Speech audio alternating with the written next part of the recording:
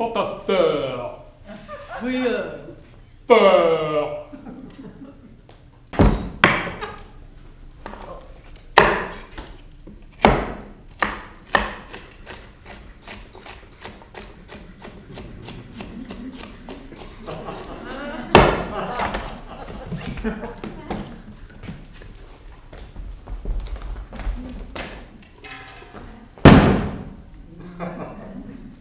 Good.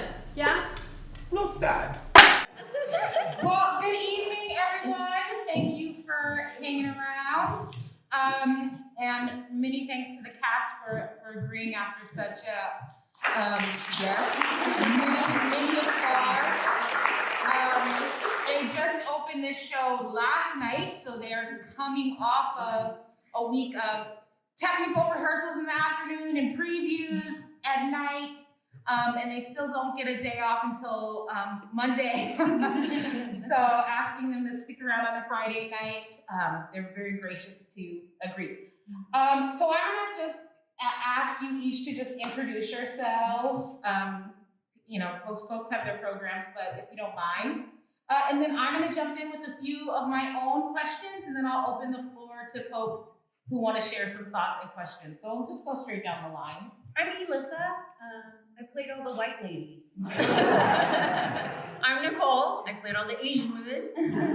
I'm Anthony. I played the Asian male. I'm Joseph, and I played all the white guys. Great. So this is a world premiere play. Yay! Absolutely. Which means that the full production of this play has never happened. And in that regard, you are originating these roles. Dustin Chin, the playwright, was with you all in residence. I would love to hear from each of you, a highlight or two or a challenge or two of working in a new play process with the playwright in the room with you all as things changed and developed. And anyone can take that first. Yeah, I would say that both a challenge and a highlight is how much things changed. Lines changed all the way up until yesterday. So it was lovely because both An and Dustin were super open to our feedback and thoughts on characters and what felt good in our mouths, and they were always thinking and making changes and really just tightening and clarifying and just making it better and better all the time. Yeah, I agree with all of what Elissa just said. It changed daily, but it was really nice because they would come in and they would talk about, oh, this doesn't make sense here. So we therefore now have to fix this 3 pages later. Yeah. And then it was like, at one point I was rattling off essentially like a pho recipe. Mm-hmm. And I was working, and finally they were like, yeah, that doesn't make sense. And they just chopped the whole thing, and it was like, oh, thank God. So then we just so now what we have instead is so much clearer in explaining like where our stance is in each scene. And it was just really, really nice to have the playwright in the room because it would literally be like, hey, this one word is tripping me up. Can we just take then out and can we move it to this other sentence? Mm-hmm. And he would look at it and go, yeah, okay. And we move it. And I was like, great. And it just helped with the flow. It was so lovely. Yeah. I think it was so exciting to be working on a living document. Yeah. I think that is the challenge, but also it brings so much life and energy every time. I'm like, oh, here's a new line. Do I know it? Maybe. It just keeps you present, which I love. Yeah, and Dustin was so open and receptive to all of it because I think there was a really great cohesion in the room and everybody wanted the best version of this play. Had a good idea of what that was, but An would constantly, our director would constantly go, okay, here's the bad version, and then say something, and then he'd go, give me 5 minutes. Yeah. Yeah, And have come up a with great some version. Yeah. So great. So Elissa and Joe, you did a digital reading of this with us in the sort of crisis point of the pandemic. I don't know if we're supposed to be saying oh, we're post-pandemic. I don't know. I just had COVID open in October. Are we finding out? But what changed from that like digital reading to then being able to do a live in-person production? There is so much more stuff to do with our hands, especially in that first part. It was actually kind of a blessing because in the first week of rehearsal, there was so much to touch and move and track in my mind in terms of what comes next and how we're doing it, that it just forced me to kind of absorb all of the language really quick. And that really created a space where we could play for the next few weeks and not have to kind of be struggling for the words. Yeah. Yeah, I would say that, Zoom digital readings are really interesting and we can learn a lot, but there's something, for me, there's a lot that happens when I can be on my feet and attack a character through the way that they move through the world. So of course there were a lot of script changes, but also for me and playing 3 different characters, it was such a relief to get on my feet and to try and figure out like, what does this fan do here? And that kind of thing. And what is the bag that she wears? All of those things really informed for me a lot. To have a set of eyes is really helpful. Yeah. And not to kind of look left of a camera. Yes. Yeah. Dustin was doing something really funny and smart and like sort of social commentary in his use of language and the way that accents and dialects worked in this play. Anthony or Nicole, do either of you want to speak to like how you all, anybody can, this is YouTube just answered, I'll start with you. How decisions were made in the room, what kind of exploration it took to sort of arrive at the version that we saw tonight. You want to go? Sure. So when I first got the script, Dustin was so open, and in the opening page, it was so open to be interpreted by each individual production. So at first I was like, oh, are we all speaking French? They just cast French speakers. Yeah.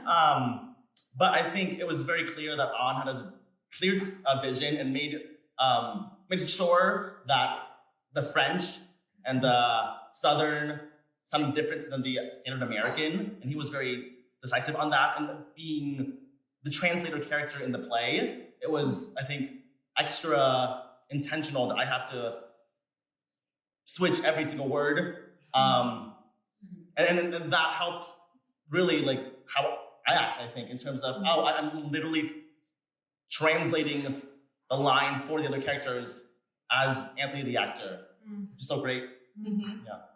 Yeah. I thought it was interesting how he decided to do that and to make what would be the Vietnamese speakers be the familiar and the others the more foreign sounding words through the show. And it was interesting because as we were going through, because obviously we understand everything that's happening, we had to pretend like, I don't know what you're saying right now. Oh, you're speaking French, what? And to be able to switch that and keep that in mind as we were going through was a little bit of practice to go back and forth and get that down to where it hopefully looks like we really don't understand each other at certain points. Do either of you here on the ends want to add anything? I just remember that during the digital reading, we were debating what the American characters in the second scene, what they sounded like, and they definitely asked for all the dialects to be very broad, and they didn't even have to really be accurate as long as they sounded thick and foreign. And so we played with New York at one point, which was pretty funny. But it was such a delightful process to like, well, Southern's really much funnier. So to try and like find our way through that and using this trope, this idea that was already set to try and find what told the story the best was really interesting.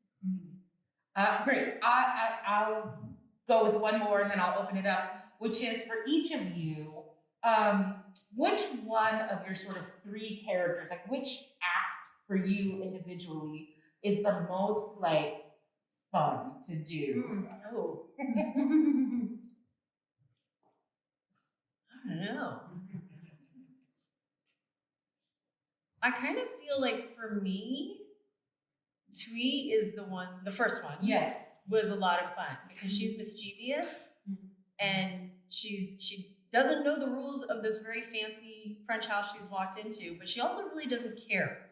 So, you know, and it's fun to play that arc of like when she first comes in, like just kind of half goofing around, but kind of taking it seriously. And then realizing towards the end of it, like she really has to make this decision for her family in order to feed her family to do this and be serious about it. But it's fun to find those little bits and pieces. And with Joe, it's fantastic, like to be cooking with him and, you know, doing all of that interaction. I enjoy that one. Yeah. Yeah, the third one is the most fun to play for me because it's like a competitive tennis match or something. The pace is so much faster and the moments are so much smaller, and so that's really fun to be alive in. And but the second one is such a goofy blast just because there's no time to think between those acts either. So, but being the person who doesn't understand anything in the room is actually super freeing. Well, I was gonna say the third one is the most free because you don't have to worry about keeping any facial hair. But it's such a great variety. Why do you cook Vietnamese food? Why pho? Why? That's okay. It has the potential for everything in your mouth. Salty, sweet, bitter, sour, umami, vegetables, fat, the way the beef cooks as it's served. The Vietnamese chefs took the French love of pure ingredients and figured out how to complement and enhance them. When that sweetness and spiciness hit each other, it's magic. When you can pick out every flavor as they all live in your mouth at the same time, that is the definition of amazing cuisine. Agreed. And I have never tasted it better than in a bowl of pho. Agreed. What about you two? I think like Dustin is so smart and creative in making sure that each of the 12 characters exist in their own three-dimensionality. And so I think all of the characters I've played, I deeply enjoy because I get to flex as an actor. I get to be whatever I want. But the third character, Sam, as the waiter, is me just goofing around and just enjoying being sassy and sarcastic. Your characters, and we really get to be the sort of symbol of duality, that like symbol of like in each of the acts. You are fully bilingual. You straddle both cultures. You know, so you understand how to sort of move in the in between, which I think is super just dynamic. What Dustin's created. You, my friend. You know, it's different every night. Sometimes I just want to play with the fan, and sometimes I just want to slurp noodles, and sometimes I just want to be really outraged. So I think it's they're all so fun. It's really hard to decide. So great. Well, if any of you are sitting on any thoughts or questions that you have for this wonderful company of actors, now's a good time. How do you like to eat your pho?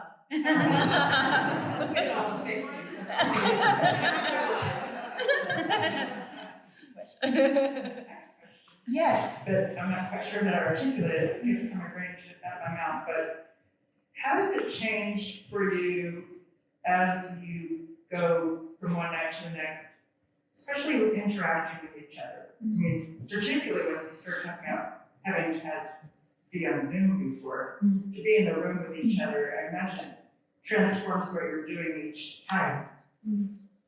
If that makes sense. Yeah, it definitely does. Actually, most of it is really the having the audience in the room, you can hear what what you guys are listening to and what's catching, and it's really, that's the most fun thing about it, is that when you hear something catch, when you hear attention being paid, then you can really kind of ride the wave of the play and not kind of be trapped in the movements and the lines there. Yeah. That has definitely been half the fun. Like for our previews, we would have, because lines were changing different nights, so we would throw out different things and see what's funny, what's not, what works, what doesn't. And, then the next day, Dustin's like, okay, change things again. And we'd whip out our script again and like fix things again. But to hear the little reactions from the audience sometimes is a whole lot of fun. Yeah. Like we had one lady one night who, while Anthony was dumping all the hoisin into the bowls in the second scene, she's there going, oh, that's too much. And then at the end of the scene, before Alyssa could even get to your soup's getting cold, this lady again was like, your soup's getting cold. So that part is fun, and it changes the show for us each night, which is really fantastic. So, and because we had been doing this for a month, just in a quiet space, and not knowing where the reactions were, it's been really great to have a number of previews where we could figure out what works and what doesn't. Yeah. You can add this sauce to the soup to make it more sweet, or peppers to make it more spicy, or leave it alone. Your choice. That's the beauty of pho.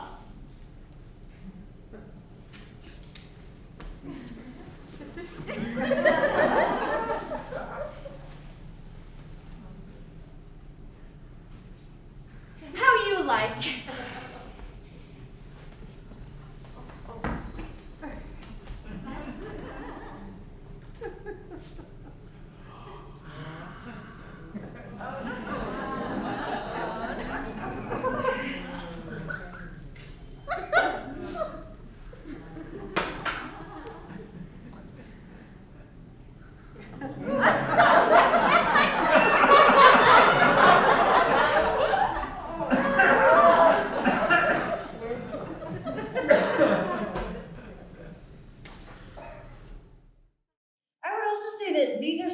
Motherfuckers.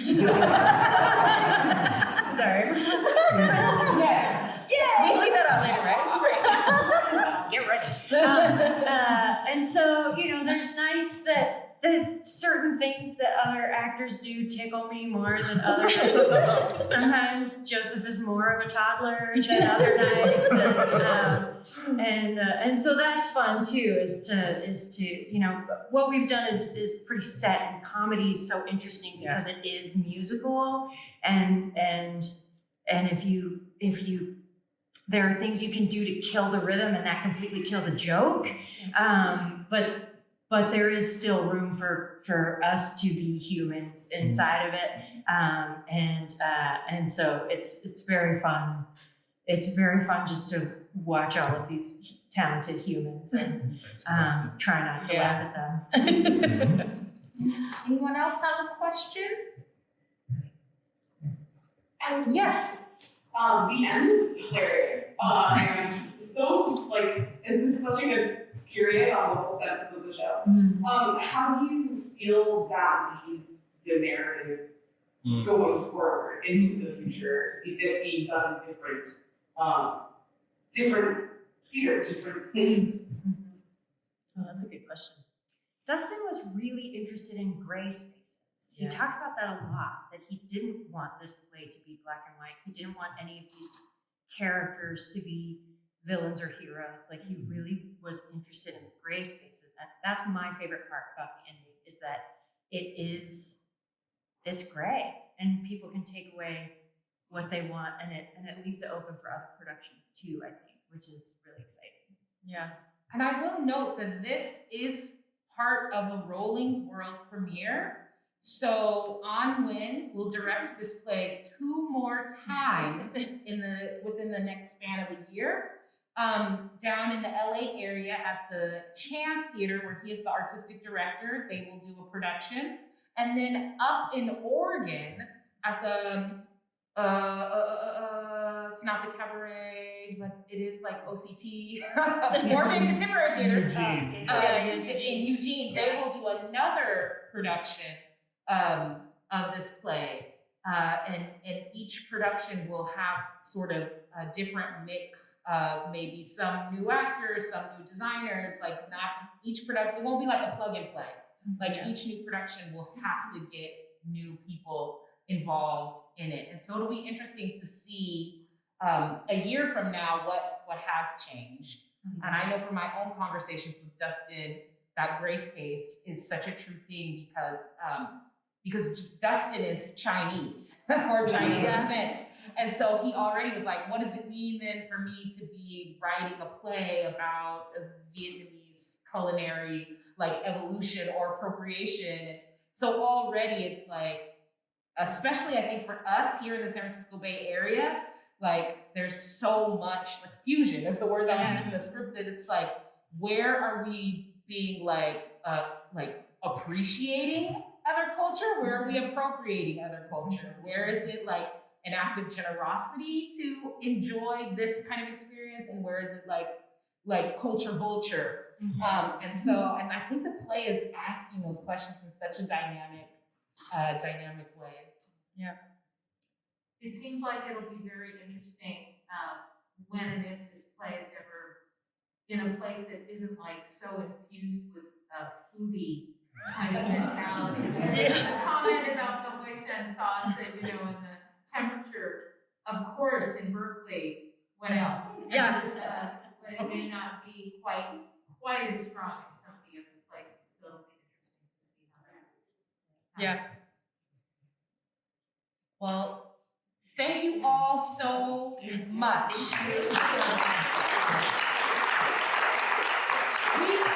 thrilled to have audiences back in the building. If you had a good time, please spread the word. Get your friends in here to see the show and the amazing work of these actors. Thank you all. Thank you. Ôi anh thương yêu ơi, anh chớ nên giận hờn gì em. Cho em nhung nhớ quát quay đây. Ôi anh thương yêu ơi, em biết anh còn buồn trách em. Nên anh không đến với em.